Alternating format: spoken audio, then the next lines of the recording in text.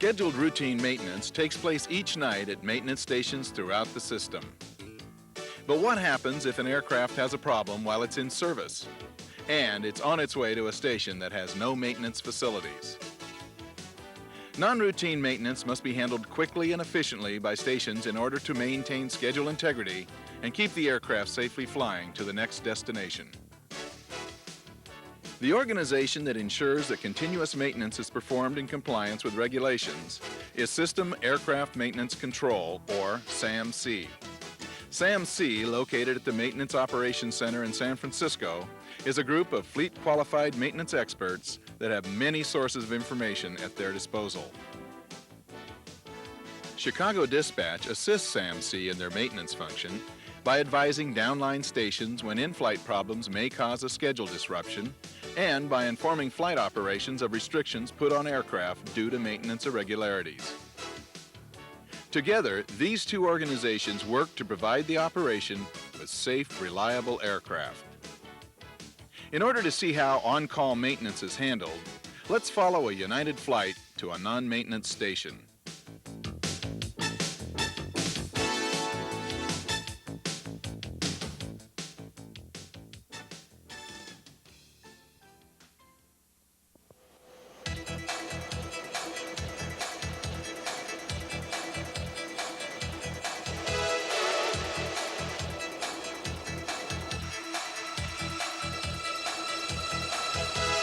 Okay, we're disconnecting. Watch for my salute.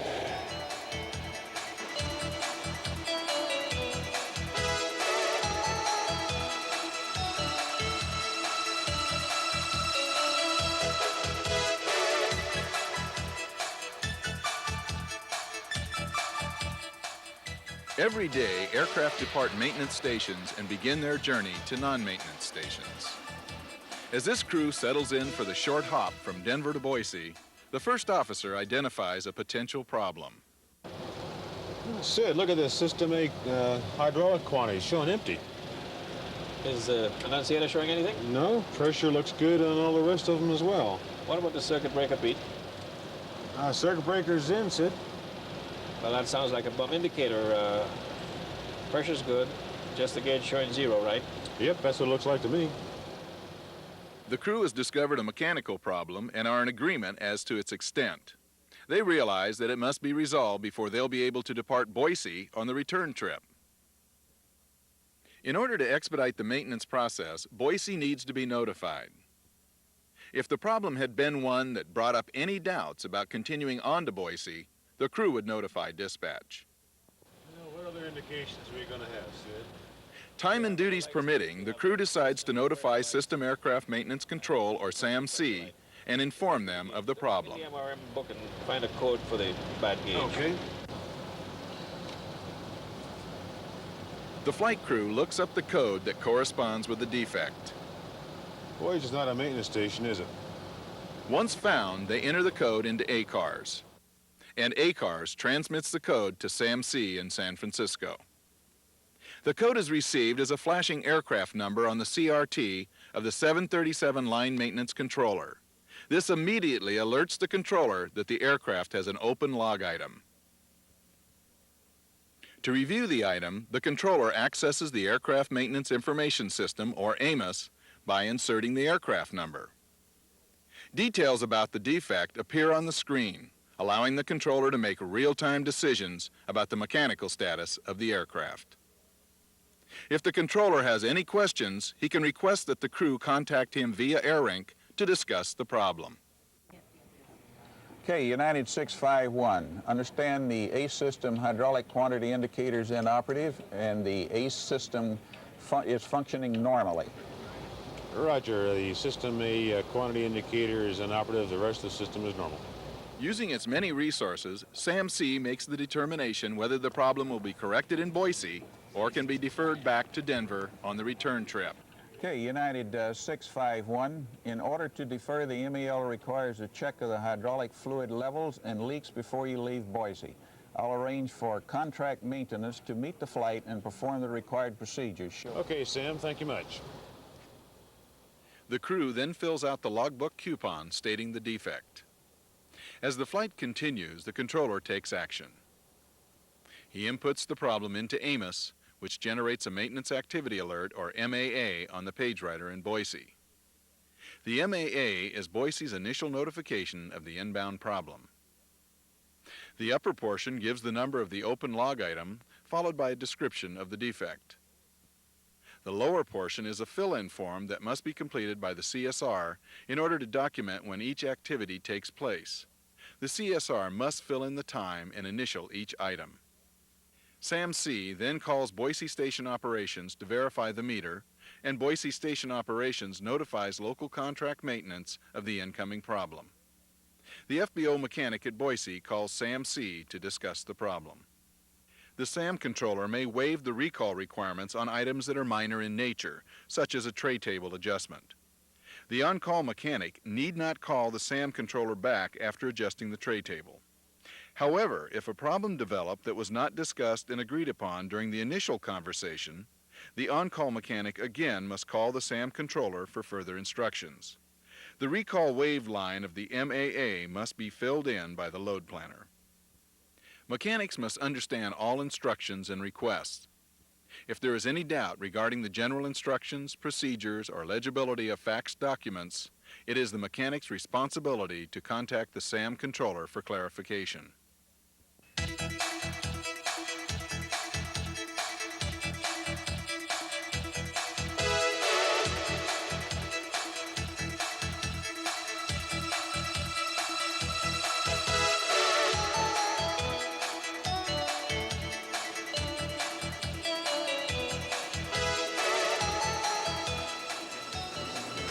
Hi, Ken. Howdy. Here's the logbook. Okay, we got the mechanics. They'll be here very shortly. Great. Thanks for your help.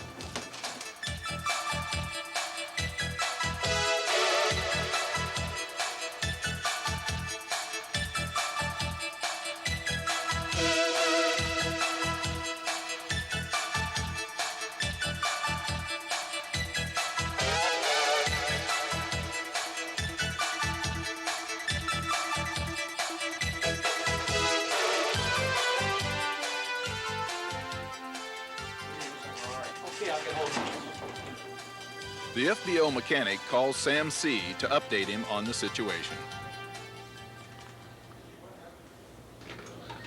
Yeah, this is a maintenance contractor at Boise. Yeah, A system quantity is normal. There's no leaks. Enter DEF in the action taken area, followed by fluids normal, no leaks found, and then show OK to continue for SFOLM Roberts. All right, we'll fill it out that way. Bye. Instructions for filling out paperwork at non-maintenance stations can be found in Volume 1, Book 4 of the Maintenance Manual. This reference also contains information on aircraft servicing in accordance with the United Airlines procedures. The mechanic fills out the non-routine maintenance coupon per SAM-C's request. Enter the action code, in this case DEF for deferral, then fluids normal, no leaks found, followed by OK per SFOLM Roberts. If the problem was corrected, the mechanic would have written ACP for accomplished and then a description of the work that was requested by SAM-C, followed by the controller's name. In either case, sign your name. Then write your A&P certificate, repairman certificate, or Canadian certificate number. Mechanics that are certified by a foreign repair station must enter the foreign station number. Other airline mechanics may use their company code and file number. Action codes at non-maintenance stations must either be deferred or accomplished. Remove the pink copy of the log coupon. The logbook can be returned to the cockpit with the completed white and yellow copies still attached. Station Operations makes the required entry into Amos using the IR data format. This is required prior to aircraft takeoff. To bring up the IR data display, type IR data / aircraft number / then log reference number, which can be found on the top portion of the maintenance activity alert, then transmit. When the format comes up, it'll look like this. The log item text appears in the defect area. Inputs consist of action taken. This includes the action code, followed by the text as it appears in the action taken area of the logbook coupon. The IR data text must meet the intent of the log sign-off, followed by the controller's name. When filling in the IR data, be careful not to change the format. Any slashes removed or repositioned will result in an error. A good habit to get into is to tab the cursor to the data field. This will help eliminate errors. Next, enter the file number of the person making the inputs, the mechanic's name, the mechanic's A&P or repairman certificate number, and the mechanic's airline designator or the letters FBO for a fixed base operator. With the paperwork complete, the aircraft can be dispatched prior to sending the IR data. However, IR data must be sent prior to the aircraft taking off. Be sure that all the inputs match the intent of the logbook coupon, then transmit. The normal CRT response is transaction accepted. An IR data transaction copy will only be received after it has been reviewed and updated, if required, by SFO LM SAM-C. This may at times be delayed depending on SAM controller workload. The reviewed copy of the IR data transaction sent from SAM-C, the completed copy of the maintenance activity alert, and the pink copy of the log write-up are kept in the station files for 30 days.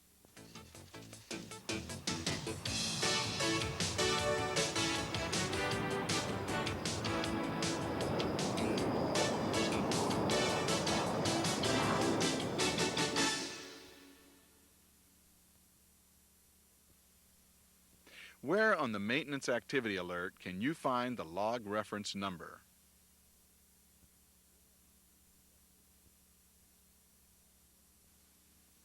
The log reference number is located on the upper portion of the maintenance activity alert in the reason for activity field. How many sign-off spaces does the maintenance activity alert have?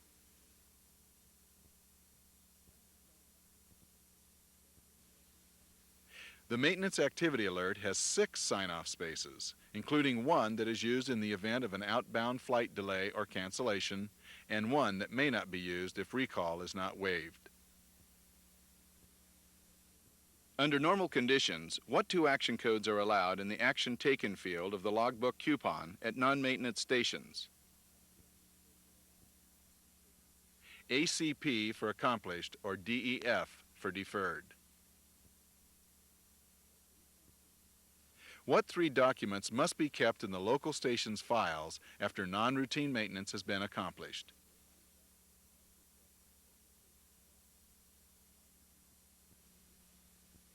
A completed copy of the maintenance activity alert, the station copy of the IR data transaction, and the pink copy of the logbook coupon must be kept on file for 30 days.